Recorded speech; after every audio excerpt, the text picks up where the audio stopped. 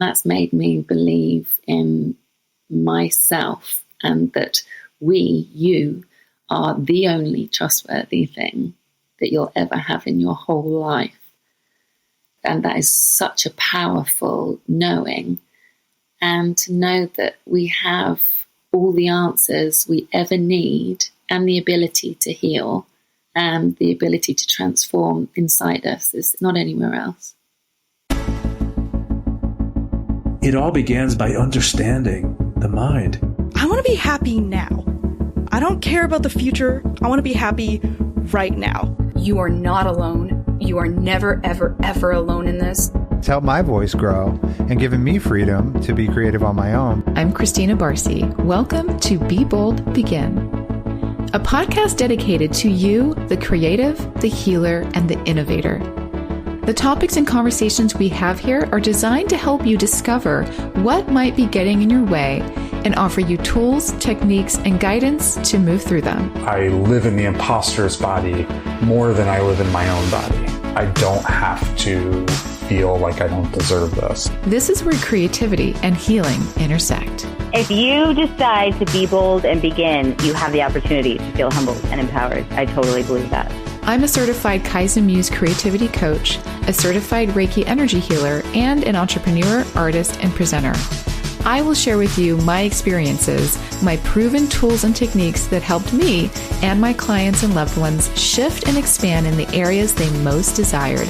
This is a gentle and open space where you will hear how others are being bold to encourage you to begin your own journey or expand the one you're on. This is Be Bold, Begin.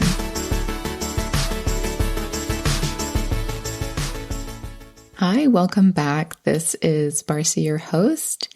And if you haven't noticed, I've spent the last couple of years exploring the power of wisdom and our inner power and how we have access to all of that within ourselves as human beings with my guests on this show. And they have transformed my own understanding of what we're capable of and have challenged my own beliefs of what is truly possible and accessible by hearing and holding space for their stories. And they've changed my life, and I'm so grateful for them.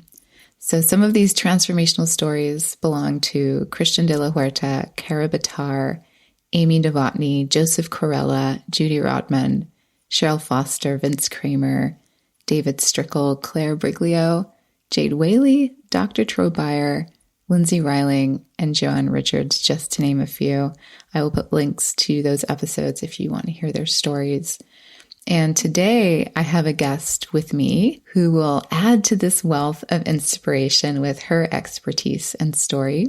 Jessie Rose is a relationship and identity breakthrough coach and has a background in Core Process Psychotherapy and is trained and qualified as a master coach in the personal development field, transforming trauma, suffering, and limitation into personal freedom and success in relationships, health, performance, and purpose-led service-based careers, whilst being true to oneself and truly aligned to one's purpose and vision.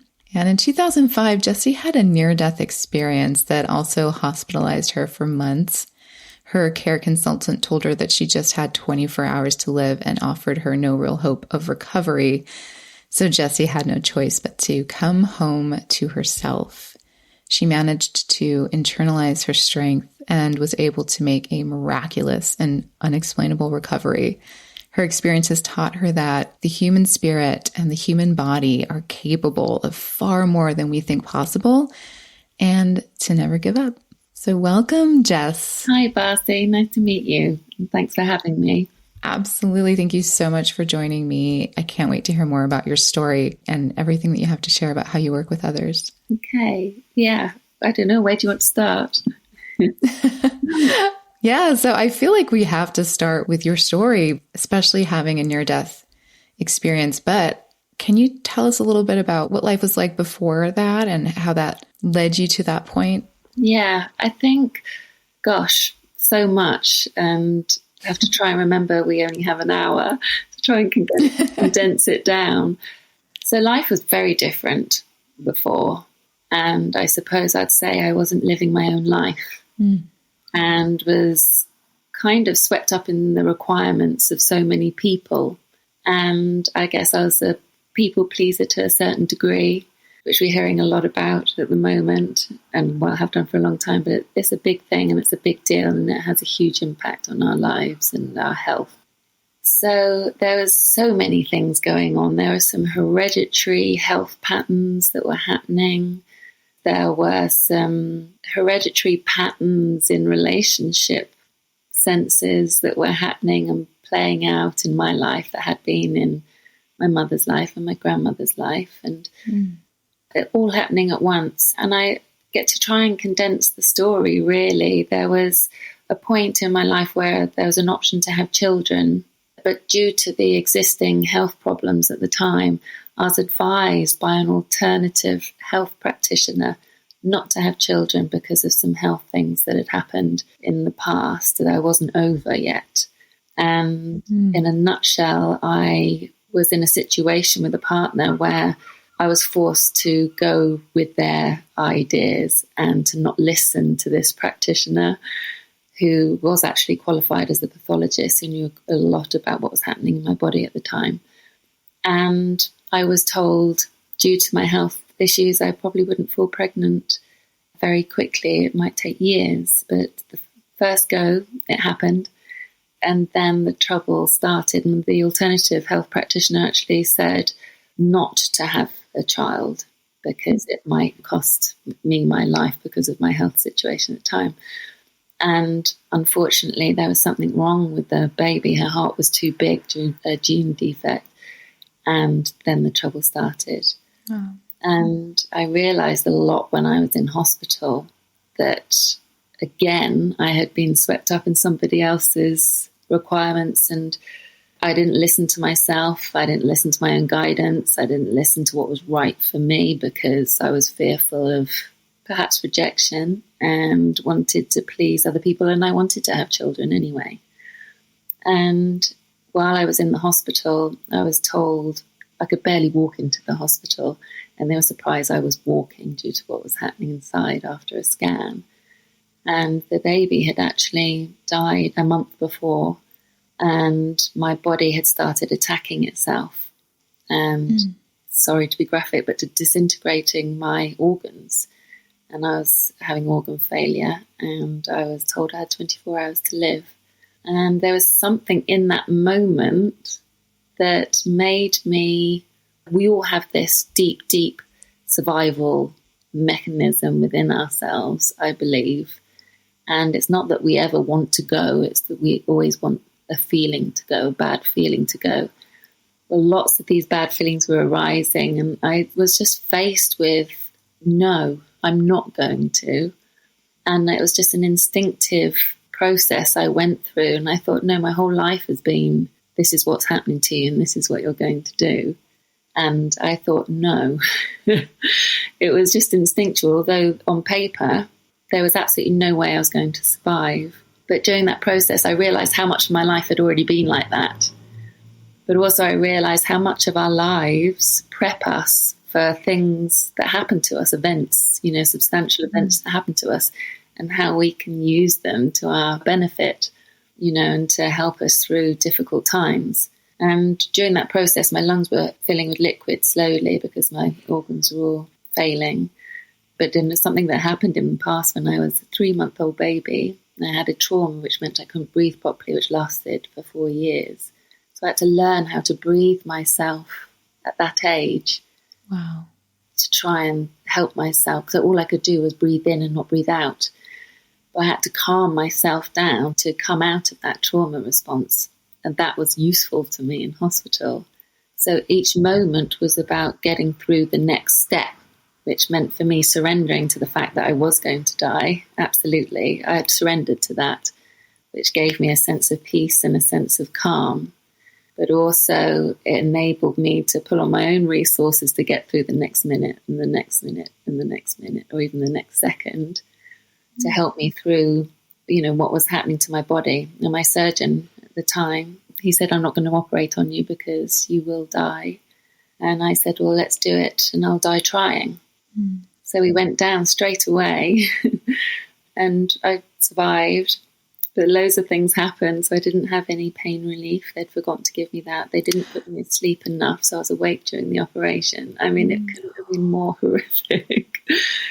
And so even after intensive care and after being awake after that for an hour, I still had no pain relief. Oh my goodness. They put a block in, a line in your spine with really strong opiate drugs to try and kill it, but they put it too high. So I couldn't breathe. I couldn't feel my own breathing. So I survived that, which they told me I wouldn't survive. And all of this was just trying to get through the next minute and the next minute and the next minute. And then I had to be taped up, sitting up with the bed leant forward to bring the block down so that I could get the block down to where the pain was and feel my breathing. But then my body started leaking out and my organs were failing again. And to breathe, when I didn't have room to breathe, was terrifying. But each time I had to surrender and had to find peace and calm in that so I could calm my autonomic nervous system down in order to deepen each breath or prolong each breath to get through to the next breath and the next breath and the next breath. And then my surgeon came up and he said, he put a load of protein drinks on my bed and said, you need to drink all of these, otherwise you won't be walking out of here in 3 days' time. And I completely believed that. That was absolutely true because my body had leaked out. It was huge and there wasn't much room for me to breathe. So I was short on oxygen and they couldn't drain the fluid because it would keep coming faster and I would decline faster. So I stayed awake for 3 nights and I sipped and sipped until I was, my body could reabsorb the proteins that were leaking out. And then again, I survived again against all odds. So how am I different now? I believe anything is possible. And I believe that we can, to a certain extent, program our bodies and tell our bodies what we want it to happen. But also, I think there are different types of people who have authority and rely on authority to determine their direction in life and to tell them what's going to happen to them. And what the consultants and surgeons said was absolutely true. All I had to do was close my eyes and let go, and that would be it. And that did happen. I did have a moment where I had complete organ failure and I did die. And there was a moment where I had a choice to give up fully or to keep going. And I chose to keep going. And I came back through the rattle in my throat and to everyone's amazement, surprise made it. I truly believe we have to take command of our own life. And we have a lot of wisdom in our bodies that we have access to and don't utilize. And I think there's a lot of human potential inside us and we underestimate the power of the human spirit. And, there are very quick and clever ways of accessing that and changing and transforming our whole life. So anything is possible. And now I help people achieve what they believe is impossible. And that's my life now. Wow. In a nutshell. That's a unique story, number one. And the moment-to-moment aspect of it, the constant surrender, is so poignant, I think, throughout what you shared. And I mean, listening, I could picture everything you were sharing, and I'm just sort of absorbing it in a sense. I'm also an empath. So oh, wow. Yeah. I absorb everyone's experiences to a degree while we're sharing, which is interesting. Yeah. In these spaces. But yes, it sounds like you were in a constant trauma from one moment to the next for a long period of time that was just very intense. In my interpretation, it felt like you were faced with a decision to live every breath. Every breath, yeah. It was heavy, yes. That's powerful. Wow. What do you think compelled you to keep saying yes, to keep wanting to fight for the next breath and the next breath? I find that quite a moving question, actually. I think because I felt like it was my last chance, and that last chance ignites that need for survival. And I was on my deathbed, if you like, and I thought, no, this way of living and being told how my life is going to be ends here. So it was like wiping the slate clean and taking it back. And there was just an innate knowing that I can get through the next second if I just did this or if I just did that. And at the same time as I was getting closer to passing away, there was more grace, there was more love, there was more expansion and more surrender and more bliss, if you like, which comes with that surrender. And I was actually really happy, which sounds really bizarre and a bit of a contradiction. But I was okay to go at the same time. It sounds like a real contradiction. I was okay to go and I was fine. And there was no attachment to other people, you know. But at the same time, I knew I had to get through the next breath, the next second. That's an immense trust in what was happening. Yeah. And that's made me believe in myself and that you are the only trustworthy thing that you'll ever have in your whole life. And that is such a powerful knowing. And to know that we have all the answers we ever need and the ability to heal and the ability to transform inside us is not anywhere else. Wow. It's all inside us. And that moment made me tap into that. And it's sad that we have these huge life events that make us do that. But the beauty of it is I've learned it with bells on, and I can help people tap into that now without having to go through such an awful event. Yeah, which is so lovely. We're going to shift into that. But I just want to acknowledge the amount of what seems like an accelerated version of experiencing the surrender, the gratitude, the trust, the letting go in order to fight, in order to show up for yourself in the way that you knew you were capable of in that moment from this sort of innate wisdom that was coming up for you in your body physically. Just so interesting. I'm talking more and more to people from that somatic healing place, and that is fascinating. And we can talk about that too. But in addition to our sort of intuitive wisdom, which is connected, our body has stored wisdom too. And your story about being so young and learning how to breathe or needing to teach yourself that and calling back upon that is such a good example of that link. Yeah. It's fascinating.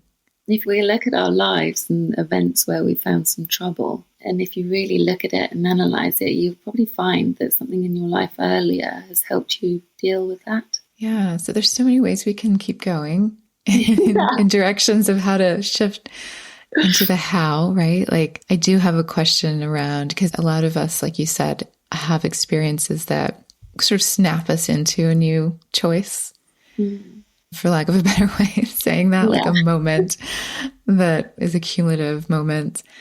And I always want to ask, do we need that traumatic experience to be able to, tap into these things in a deep way? And you just shared that you help people not have to do it that way. And you have techniques to help with that. So maybe we start there. How did you, well, I want to know how you do that now, but I'm also very curious about how you started that journey right after. Did you start to educate yourself, like traditionally going and getting degrees and things like that? Or did you already have some of those credentials? What was that like right after? And then we can talk about the tools that you're using now. Well, immediately afterwards, I knew that was what I wanted to do. It was an absolute given. And I decided when I was 14 years old, that's what I wanted to do anyway. I wanted to help people heal and get better. And then life took me on loads of different ways and directions. And so that solidified it for me. It's like, right, that's what I'm going to do. And I guess what we're talking about during that survival was presence. So, all of that was the power of presence and allowing the wisdom of the body to throw things up for you to understand. And in understanding, you're healing those things, which helps the body to heal as well, because we all know about the mind-body connection. So I went and did some training when I was well enough to go and do Core Process Psychotherapy, which is Buddhist psychotherapy, which is all about the body's wisdom and listening to that and creating a space that allows people to be present safely and compassionately so they can listen to those body signals and allow them to come up and understand them the same way. I loved it, but it was quite slow, and I obviously know that it can happen really, really quickly because of my experience. So I then, learned about coaching, progressive coaching, and found a lovely model called MBIT, which is multiple brain technique. And that's about listening to the body's wisdom as well, but it's very quick. And that's based on Buddhist psychotherapy, parts of it. So it was all kind of coming together really nicely. And then I learned about focusing, which again is about listening to the body's wisdom, and then learning presence. So I'd use them all together, sometimes at the same time, sometimes separately, whatever is required, from my client. And it's always starting off with breath work, and it's always coming back to breath work and creating a space for them. And sometimes they don't even have to speak. It's just the body regurgitates all of this wisdom. And some people love talking because they're very head-based people and very creative people, and they need to speak a lot, which is fine too, because I can calibrate people and find out where they are in their physiology and can really listen to their language and see how their body and face and color and eyes are changing to see what's happening within their body. So I can take them there gently and safely to either reveal that clarity for them or to release that trauma for them to get their goal. So they all work really nicely together in a similar way. It's really nice. Wow. So thank you for sharing that. Yes, it sounds like you're basing your techniques on the client, which is lovely. I think that's so important. And breath work is so important. Why is breath work so essential for healing?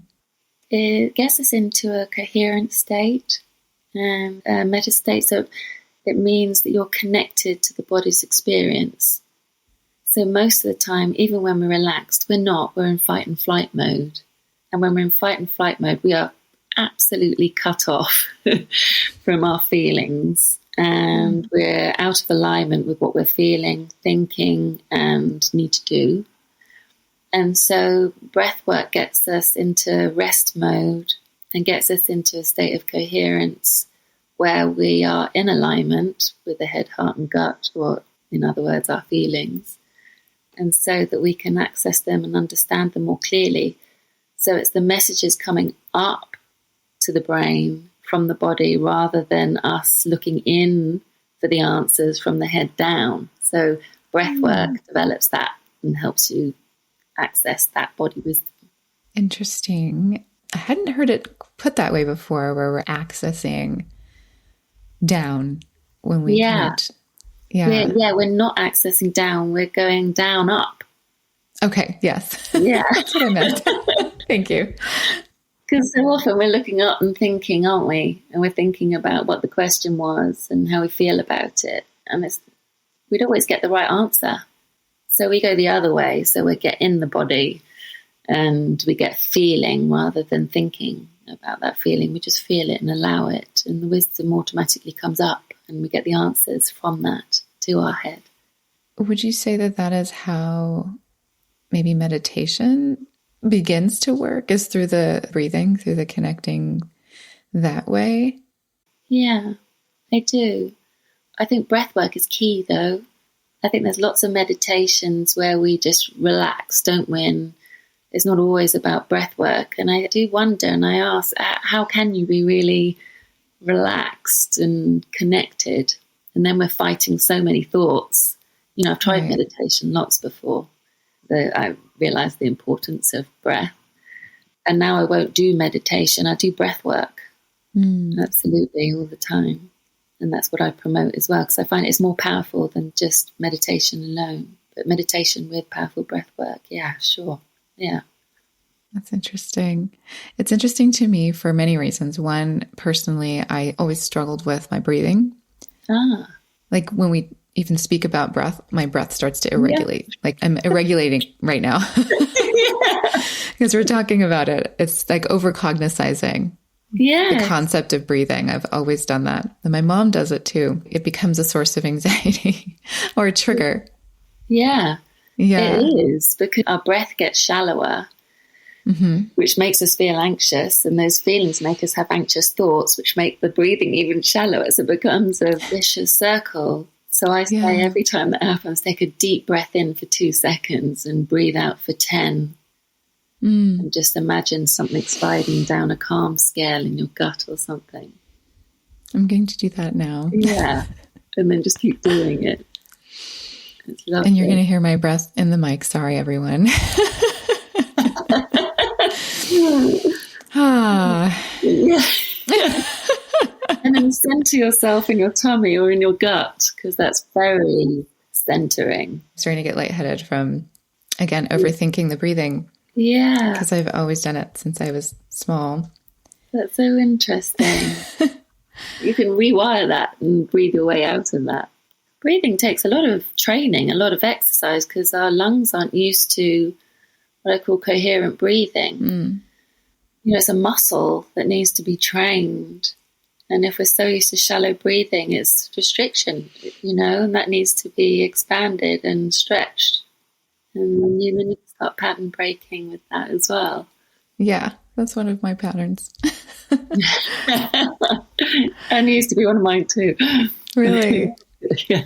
I'm also a people pleaser in the process of breaking that. It's much better than it was in the past. But good. Yeah. You know, those are things. And I bring it up because I know that there are those that are listening that have similar issues. And I do a meditation on Mondays in my group. And one of my attendees messaged me later, maybe the next day, and asked, how important is it to connect to the body during meditation? Because I really struggle with that. And that was an interesting question to me. So I'm spending a little more time on it because it occurred to me that a lot of us struggle with this connection with our mind and body to the point where we don't want to do it because it's so uncomfortable for some of us, especially those of us working on identity. Yes. And I know this person has that going on as well. And that connection feels very compartmentalized for her. And I'm so proud of her for asking the question and noticing that. A huge question. Yeah. And it was through a text. I was like, this is something we would need to discuss so that you can have a dialogue with yourself about why you think this is, you know, happening for you. But what would you say to that?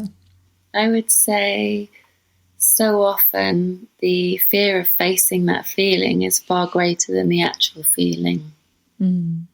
And that perhaps it's something that happened a long time ago that was so unbearable that we fear whatever happened then will happen again. That's what our bodies are telling us. So I would say, and this sounds brutal, but in order to get rid of it, we need to go through it.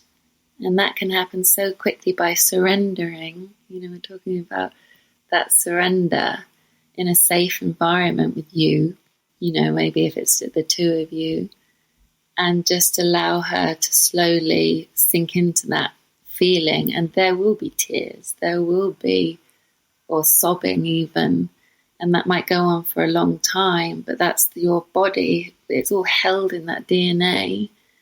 Is for the first time, you know, releasing it. You're not going to stay there. That's just going through it, you know, and that will pass. It's kind of like shaking up a Coke bottle, you know, and twisting the lid off and letting all that pent up stuff come out, because it's not good for our bodies either, is it? No. Yeah. So the more she can let the Coke bottle, you know, release the cap, the more it will go, and it will eventually go. And then she'll be more comfortable in her body.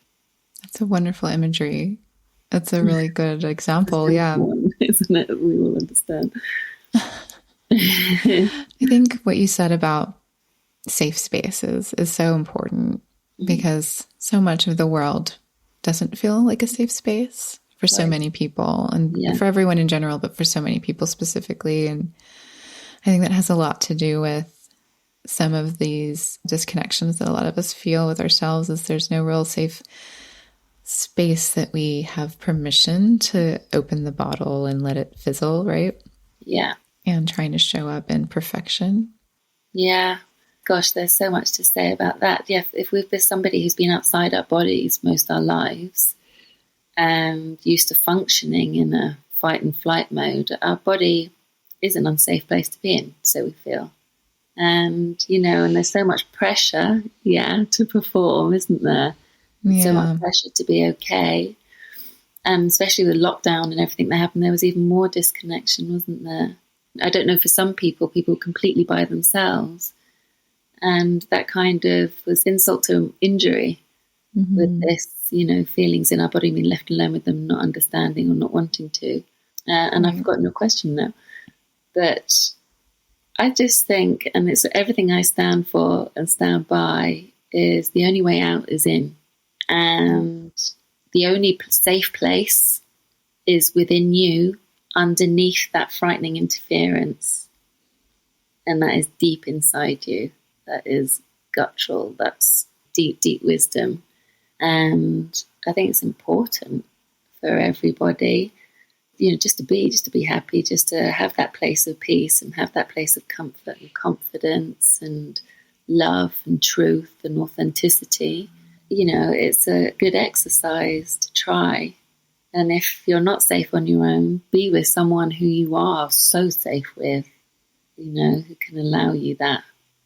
Thank you for that. I think permission comes up a lot when I have these conversations, and truly that granting can only come from ourselves, which is coming back to your story, seems to be what you'd found in those moments. At each breath was granting yourself permission to breathe again. Yeah. And to go through the pain and to surrender again and to take another breath and to inch your way back into existence. I didn't even say, but in that moment, life was coming up as well, you see, and all the things that led me to be there, I was healing at the same time. It's like a quantum leap that you did there, truly. Yeah, in a short space of time, but we can do it so quickly for ourselves. Yeah. If we know how. So tell me a little more about that. How do we start to give ourselves that permission? And then what are some techniques that maybe someone can do for themselves to get there quicker? Like you're saying, there's quicker ways to access. Yeah. I don't advise doing it if you're really terrified and have severe anxiety. Be with someone when that happens, or get someone to come over. But sometimes, and this is a lovely time to jump on it. I don't know if you ever know when you wake up in the morning and you don't feel great, or you've got some dis-ease or discomfort in your body, and you're not great, but you're not that bad either. If we were to spend time just feeling that feeling, often stuff will come up. And just know there is nowhere and no one more safe than you. And underneath that interference, have that dialogue. Underneath that interference is your structure, your home. I say always coming home to you, your safety, your control, and your confidence and your grace and your peace. And that's where life is, and that's where, you'll find your fulfillment. So knowing that that's underneath that interference, that if you go through it, you're going to be safe, will allow you the permission more easily and will make you feel more safe to be sitting in your body more. And just notice your breath. Always do belly breathing and always breathe into the feeling, and just allow yourself the time to figure it out. But don't think about it. Just allow the body to give you what it needs to give you. And I can think of an example that happened. There was lots of pain after my surgery, but no one could find the reason for pain. And I often used to wake up in the morning and have this agonizing pain, and I just lay there in the morning and did this exercise, practice what I preach, I told myself. So I did. And it was for a long time. I think I was there for 2.5 hours, if not 3 hours. But just tears and more tears and more tears and more tears. And the pain intensified initially, but just more and more tears and wisdom about that time that I tried to forget and get on with and suppress still, even after what I've been through and what I've been trained in doing. There was still some residue. And so I just did that and cried and cried and cried for hours, and the pain went. But so did all that interference I was so used to walking around in life with, just dissipated and disappeared. When you say interference, sorry to interrupt, can you talk more about what you mean by interference? Because I think it can be so many things. Yeah. So always use the term coming home to yourself. And that coming home is to your safe place, that safe place within you that is all of those things I mentioned: the confidence, the safety, the structure, the control, the peace, the grace, all these wonderful, beautiful things, and real love and truth. But life gets in the way. So we experience traumas, don't we? Things that happen inside as a result of an event. Or we experience stress, on a smaller level. But I class it all as interference. Because through those experiences, we develop patterns that help us it's like get in the way of our home, coming home to ourselves, to all those wonderful feelings and that safety. So we just build and all these patterns and behaviors that get in the way. And because they get in the way, I call them interference. That we don't need. Layers, the layers that are in between ourselves and what we want to experience. Exactly. And how we want to experience ourselves as well. Exactly. Yeah. Thank you for defining that. That helps me understand. And I'm picturing like frequency, like. Yes, I was as well, actually. Oh, well, that makes sense then, because I'm probably tapping into how you're seeing it. Yeah, I love that. How fun. Yeah. Wow. Okay. That makes a lot of sense. I work in the coaching space too. And I notice a lot of the block starts at believing that you have that confidence somewhere inside you. And I went through that too. I went through a big shift myself at one point where I went from just terrible self-talk, really negative, not believing in myself and not really understanding a lot of what we're sharing today or even knowing that any of this is possible. So I think the first step is awareness that there's people around like yourself who have stories to share. It's why I love sharing here with people like yourself to help awaken. That's really the first step, is to understand that there's another way. Yes. But once you know there's another way to live, how do you believe that you have this confidence somewhere inside you if you've never really experienced it? Or maybe you have, but you've forgotten. We all have amnesia at times when it comes to ourselves. Ultimately, from the way that you work, how do you help people tap into that knowing in the very beginning stages? Yeah, so I think it even begins before what you're asking. So I think people intuitively led to something they know without knowing. Ah, yes. Physically know what's going to help them and what's good for them. All of my clients have been through that. So they've been intuitively led. They haven't understood it at all, but they felt intuitively led. And I help them tap into their own intuition and their self-trust by what we were talking about, bringing ourselves into a state of coherence and asking and getting deep, properly inside your body, not out here, comfortable in your body and safe in your body. And as you're doing that, the interference comes up and the wisdom of that interference comes up. And because your body is releasing that, it comes up with clarity, and understanding is healing. And so I help them kind of decode that and give them help in trying to understand that so that we can rewire what happened really and build new healthy patterns. But also the more the interference is going, the more they're becoming connected to themselves and aligned. And when you are so finely tuned to your intuition. It's unwavering. It's unquestionable. And then I help them use exercises to trust their intuition. So many people don't know, oh my God, what shall I do? Should I do homeschooling for my kids? I don't know what the right thing is. Or do I make this decision? And do I go and move here? I just don't know what's right. And then comes all this anxiety. So I get them into a place, with breath work and helping them understand that interference and ask them to ask that question again. And then instantly they'd have the answer. Yeah. That gut intuition, there is nothing more trustworthy. Nothing more trustworthy. 100% agree. And this is how I make decisions now. And it's surprising sometimes. Yeah. Yeah. Which is so interesting to me, where I'm like, oh, I'm not supposed to do that. I really thought I was supposed to do that. I really, really did. Like, I was so gung-ho yesterday on doing this project, let's say, or program, specifically a program that I asked myself about maybe, 6 months ago. And I was like, oh, I'm not supposed to do that. No. And then I had to email someone and be like, sorry. Like, I just can't do it. Like, yeah. It's like, why? Well, my higher self told me not to. Blame the intuition, not me. Yeah. And so I'm listening.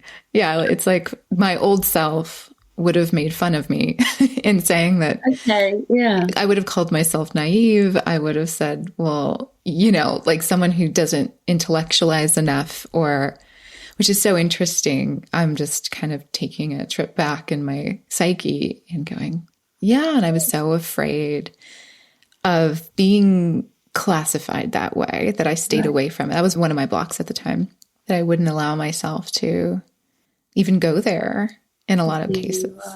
Yeah. Do you mean being an empath? I think I wanted to not sound dumb, to say it the simplest way, like sound like somebody who believed in things that weren't tangible, or just intellectualizing the world was valued in my home. And the opposite wasn't. That's kind of the best way to distill it. Well, that's a hard start, isn't it? It's changed my relationships with people in my family, which is interesting. Yeah. And we struggle a little with, particularly one person in my family, we struggle a little with how to communicate, because I don't worship this intellect anymore. And this person still does. So sometimes it's a little hard to find room for speaking to each other in a way that doesn't include that need of validation, because that's kind of where it comes from. Yeah. So it's interesting, but it's funny how I hadn't thought about that in a long time. That's amazing. And just sharing that with you reminded me that, like, oh yeah, there was a time where if I couldn't explain it, I would try to do it anyway. I would try to stay in the lane of the thing that made the most sense if I explained it to someone else, I completely get that. Yeah. But in order to not be different. Yeah. Be accepted, maybe. I don't know. I bet a lot of your story resonates with me as well. In my past life, in this life. Right. The one you lived before. Yes. The other life. Yeah. Yeah, not this new one. Yeah. Exactly. Yeah. Does it feel like you've been reborn? It sort of seems that way in the way that you're sharing and how you're experiencing it. Yes, and it was probably hard for people to accept on the other side as well, because, I believe, very different. Relationships ended and circles of friends ended, because I was different, and maybe they weren't ready for me, and I wasn't in a place for them anymore. Yeah, I'd say a marked difference. Yeah. And I wouldn't want it to be any other way. I'm sure the community you have around you now is much more aligned with your truth and serve you in those ways. Yeah, and we choose now to only be with people who, are in alignment with you. And that's what we should all do anyway. You can't want to should. But that would be beneficial to all of us, wouldn't it? I'm the same way. Every time I say should, I try to remove it from my vocabulary as much as possible. It's a horrible thing. Yeah. Mm-hmm. Should instantly makes you recoil a little bit and not want it, doesn't it? Yes, totally. It's like, well, why shouldn't I? Like, it's our brains want to combat it or question it or Yeah. come up with another It's answer. heavy as well, isn't it? It's like, I should have that, but it's not my choice. That's heavy. I don't want that. Or it also brings up, I'm doing it wrong. Yeah. Like, oh, if I should be doing that, then I must be doing it wrong. Yes, it's almost having the finger pointed as a little girl, and you should be doing this. Yeah. No. It's like, why? Not doing it. That's funny. Yes. So no shitting all over ourselves today, but but it will help guide you if you allow space to bring in those that are more aligned for sure. And it takes time. I'm kind of in a turning over moment in my life again. Yeah. I go through these layers that get removed in cycles, and you can't just like get rid of everyone. It's a little bit of a process. It is. Nor do you necessarily want to in that way where it's just overnight. It's not kind and compassionate. So it's like an interesting process too. It is an interesting, but as you're saying that, I'm thinking of a lovely friend in particular, and I love her. And during my transformations and changes, she's an anxious person and quite likes to have a lot of, I don't want to say attention, that's not the right or kind thing to say, but she loves having a lot of communication. Sometimes when you're going through these periods and these times, you need to be quiet, put roots down, and just get through it. Yeah. And during that time, she always said, are you putting roots down? Is this a good time, or should I not bother with a laughing face?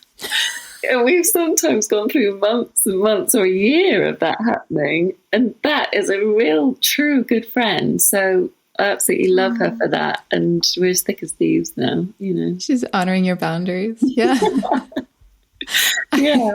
I have a new friend like that too, where I had to share my boundaries and she'll check in and be like, that's so lovely. Have a good time. Do I go? Do I stay? Yeah. Yeah, but it's lovely when those are communicated and respected and honored, and it really makes a difference.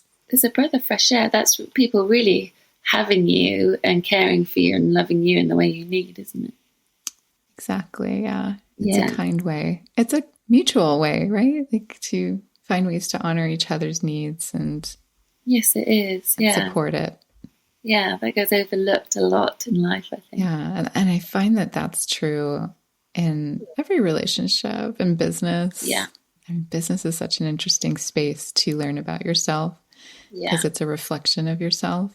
Yes. And it's fascinating. Yeah, which can feel quite exposed.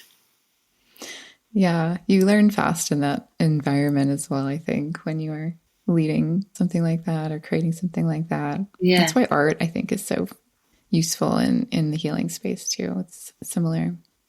I like that.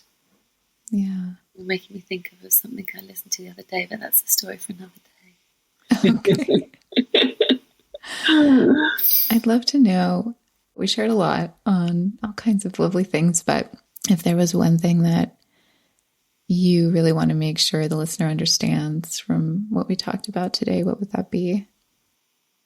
To remember that whatever happens in your life, you are everything that you need. And all the answers are within you if you gave yourself the time and chance to hear them. And to understand that there is no one more safe and sound than you. And it'll be okay if you can tap into yourself and tap into that space and just allow things to come up. You're coming home to that safe place. And you'll be in command, you'll be in control, you'll have clarity, and you'll know exactly what to do. And trust in that place that's underneath that interference, where all that goodness is.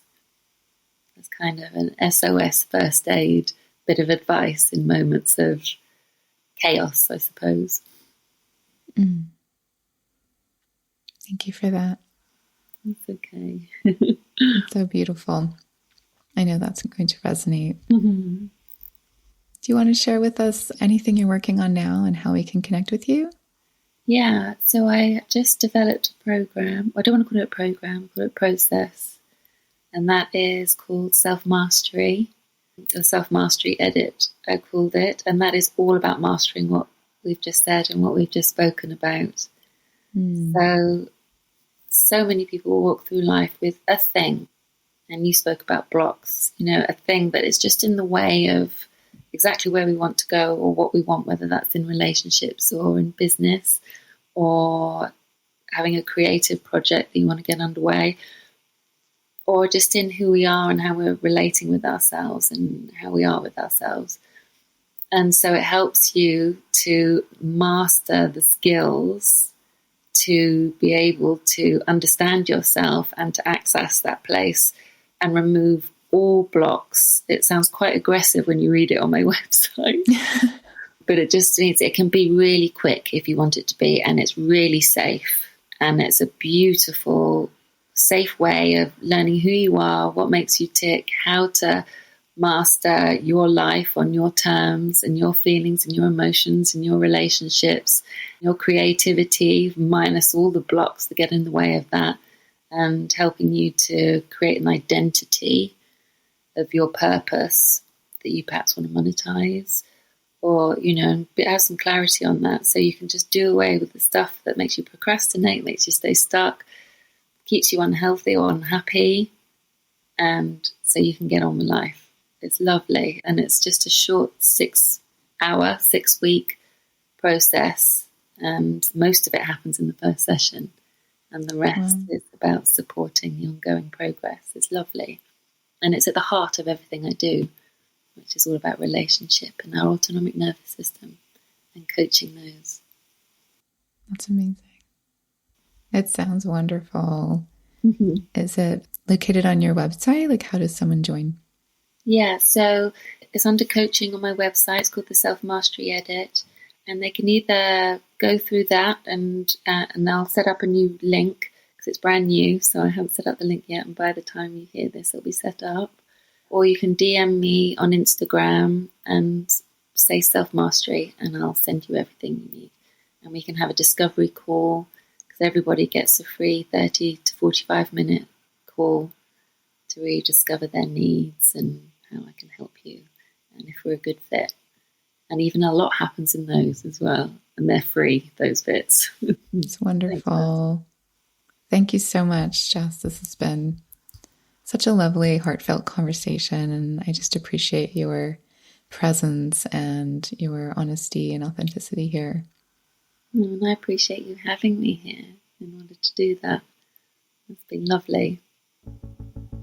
Thank you. Thanks, Bessie.